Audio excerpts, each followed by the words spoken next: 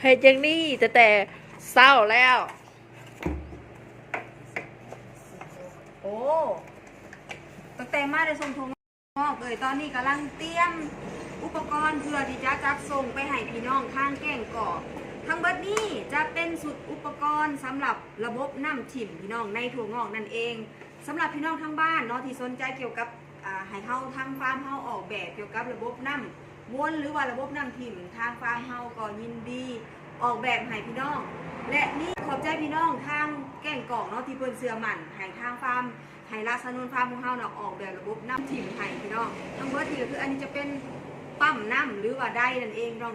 350แพงว่าสันซะอันนี้ก็จะเป็นตู้ไฟควบคุมอัตโนมัติแล้วก็จะมีโซลานอยด์พร้อมพี่น้องนี่โซลานอยด์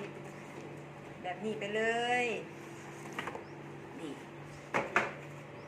เนาะจะเป็นสุดสำหรับโรงงานเลยพี่น้องสำหรับพี่น้องทั้งบ้านเนาะหากสนใจเกี่ยวกับการปลูกถั่วงอกด้วยระบบน้ำบนหรือระบบน้ำถิ่มก็สามารถปรึกษาทางราษฎรฟาร์มได้บ่มีความรู้บ่เคยมีประสบการณ์ในการปลูกถั่วงอกก็สามารถปรึกษาได้พี่น้องสำหรับมื้อนี้แม่ใหญ่เบสจะขอโตไปแพ็คอุปกรณ์ทั้งเบิดนี่เพื่อจัดส่งให้พี่น้องทางแก่งกอกกันเด้อพี่น้องผ่านมีไซขนส่งสาขาแก่งแห่นั่นเองพี่น้อง